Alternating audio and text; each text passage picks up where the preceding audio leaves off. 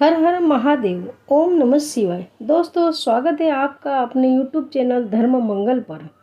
अगर आप जीवन में कुछ नया सीखना चाहते हैं तो इस चैनल को सब्सक्राइब अवश्य करें। सावन का बहुत ही पवित्र महीना चल रहा है और आ गया है सावन के अधिक मास का गुरुवार का दिन। घर में धन संपदा को लेकर बहुत कमी है, कर्जे बढ़ते जा रहे हैं, माता लक्ष्मी का वास घर में नहीं है, तो क्या करें। तो यह वीडियो उन लोगों के लिए है। पूज्य गुरुजी की कथा सुनकर बहुत अच्छे से आपको बताऊंगी। बस माता तुलसी की जड़ में आपको एक छोटी सी चीज़ डाल देनी है और आपके घर में धन लक्ष्मी बनी रहेगी। कैसे करना है बहुत ही विस्तार से बताऊंगी, लेकिन सबसे पहले आपको बता दूं कि इस पूरे वीडियो में हम लोग 3 बहुत ही सुंदर उपाय की बात करेंगे, क्योंकि कल के दिन ये उपाय आपको ज़रूर करना चाहिए। चलो सबसे पहले हम लोग उपाय की बात करते हैं कि अगर आपके घर में धन संपदा यानी कि माता लक्ष्मी की बहुत कमी है, क्या करोगे। एक तांबे का लोटा लेना है, उसमें शुद्ध जल आपको घर से ही भरकर लेना है। उसके बाद हमें ज़रूरत पड़ती है एक चुटकी हल्दी पाउडर की। आप क्या करेंगे, आपके घर में जो भी तुलसी माता का पौधा होगा, जो तांबे का लोटा लिया है, इस तांबे के लोटे के जल में एक चुटकी हल्दी डाल देंगे। ज़्यादा नहीं डालनी है, बस एक चुटकी हल्दी को डालना, भगवान विष्णु जी का स्मरण करते हुए, और आपको यह पूरा का पूरा जल माता तुलसी की जड़ में डालना है।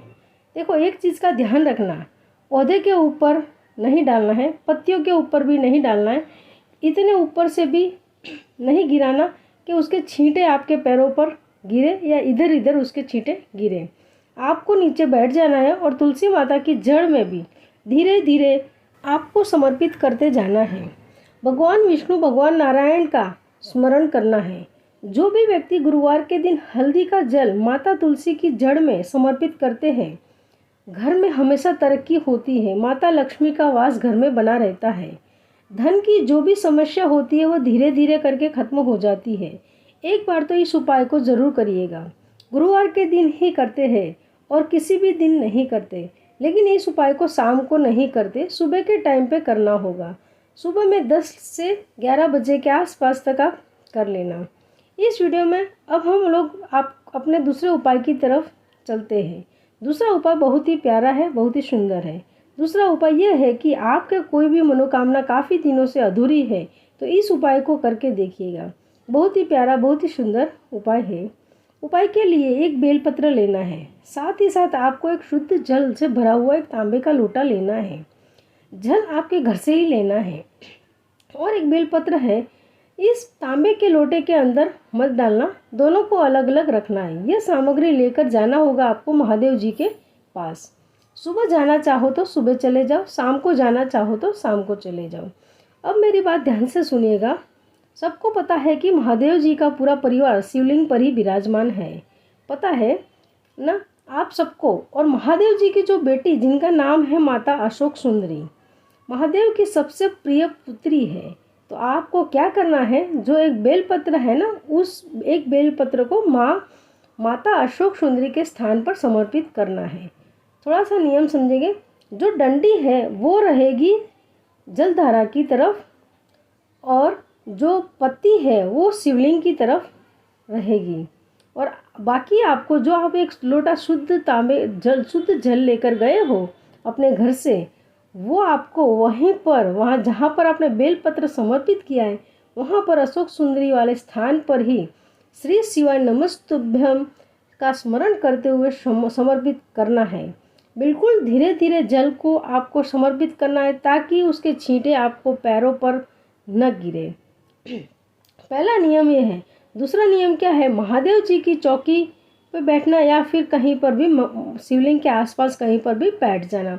आपको माता अशोक सुंदरी से प्रार्थना करनी है कि मेरी ये मनोकामना है। हम लोगों ने बहुत व्रत कर लिए, बहुत उपवास कर लिए, इच्छा पूरी नहीं हो पा रही है। आप कुछ भी ऐसा करें जिससे हमारी इच्छा बहुत जल्द पूरी हो जाए।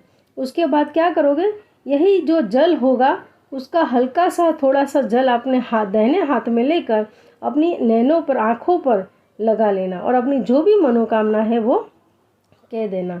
अब आपके दिमाग में एक बड़ी बात आती होगी कि यह हम माता अशोक सुंदरी से प्रार्थना क्यों करेंगे, हम महादेव जी से प्रार्थना क्यों नहीं कर सकते?